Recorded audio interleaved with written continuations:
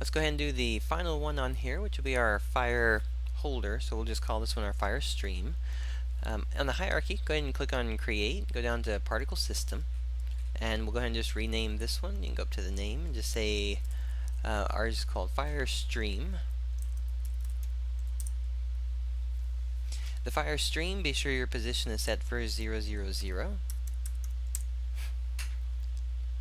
Alright, so the fire stream is going to be the holder, so we want to go ahead and just drag the fire end into it, and also the fire center into it. The fire stream itself, let's go ahead and lower our rollout right there so we can see these.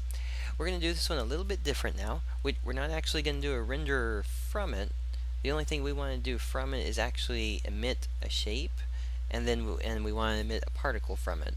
So up at the top, the duration being the length of our loop, we're going to go ahead and set this pretty high. We'll set this up to like 1,000. If you wind up having a longer stream as you drag it around, you might want to set it up even higher. Alright, the next thing, we're going to uncheck the looping state, because again we just simply want it to be a single stream going through. And this one you could actually set it for a duration. You only want it to stream out for 10 seconds, and then the liquid fire stops. So you could set your duration for that. That way you know you only have that 10-second amount to actually show it. Alright, so for the start delay, we'll leave it 0. The lifetime, let's go ahead and change it from 5 seconds. Let's do a little bit of a random to it. We'll say that a constant between these two, we'll go for about an 8 to a 10. You could even do a 5 to a 10 if you wanted even more variance with it. Alright, and then the start speed, we're going to say it's 0. We don't want anything to actually be moving when we're spawning it. We want to do our start size, we'll leave it just at 1, and then we'll see if we need to increase or decrease the size when we start spawning them. We'll kind of take a look at that. The rotation, we'll go ahead and say that we do want rotation being between the two constants, so 0 to 360. We're not spawning anything visually that we need to actually change a start color to. We do, however, need to make sure our simulation space is set to world. And then inside the emission and shapes, let's go ahead and work on those real quick. The emission part, the rate, we're going to set it to 4. You could do, actually we'll set to 5 here. We'll do 5, but the time is instead of being timed, we're going to do it distance, so it'll create 5 within that distance. And then the shape, let's not do a cone, but actually do a sphere on this one. So we'll take our sphere radius, and let's just drag our sphere radius down. We'll take it down to about a 0.1, 0.2, somewhere around there. Let's see. 0.2. We'll do a 0.15. Right about there. That ought to work. So radius at a 0.15. Alright. And actually we could probably go a little bit smaller. Yeah, we'll go for a little bit smaller. Think of it more like where is it coming from, if it's like a little funnel that you're pulling it out from. If it's supposed to be larger, then you can increase the radius size for it. Alright, so we've got those set up. Let's go ahead and go down to our last one on here. So remember, none of these we don't really care about because we're using the properties from the fire end, the fire center. But we do need to do is one we haven't looked at before. This is going to be the sub-emitters. So a sub-emitter is going to be something that this one spawns or creates. We have one that's for birth, collision, and death. We want to just say for the birth of ones.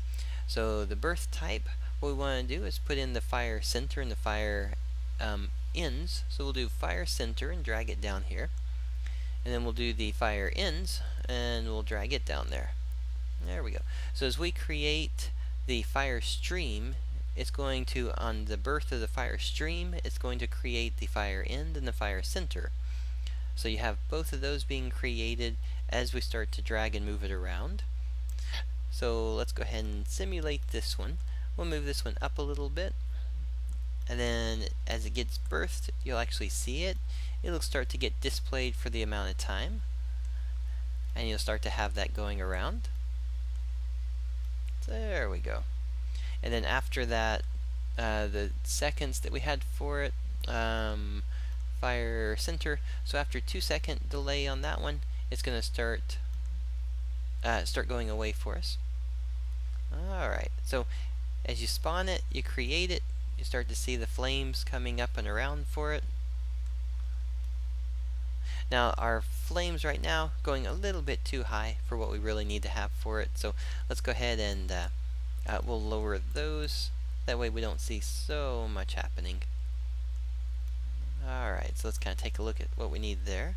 I'm going to go to my fire ends, and we'll go ahead and stop here.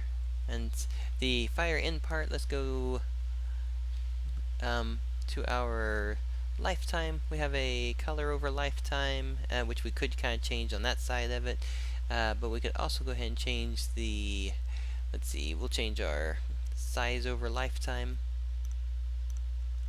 So we'll go down to our particle system on this side of it.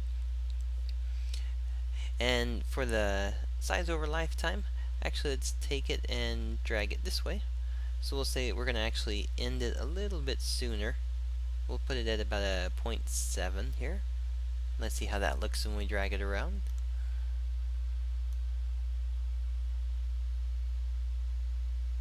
There we go. So for kind of a cartoon effect, the fire it definitely works kind of for that side of it. Alright. Cool.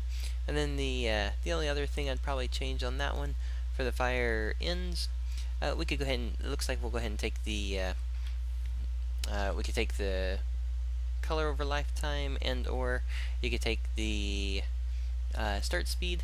We could take that down a little bit as well. I'm actually going to try our gravity multiplier. We'll take this to 0.5, negative 0.5 on here. So gravity multiplier on the fire ends. We'll try that one real quick. That'll probably leave them a little bit lower. Yeah. Okay. Looks pretty good. That's looking and feeling more like the kind of a nice little flaming fire. Cool. Alright, so there you go. Now you have a liquid fire you can pour out, and again, you could change the color. Instead of being orangish and yellow, you could have this blue or purple or red or whatever different type of color you want, and be able to use it for a character or put it on an object and let it roll around in the scene. And that'll finish off our fire stream. We'll go ahead and take the fire stream position, set it back to 0, 0, 0, and then just left click and drag fire stream over to our Firestream folder to make the prefab out of it, and that'll finish us off with the Firestream.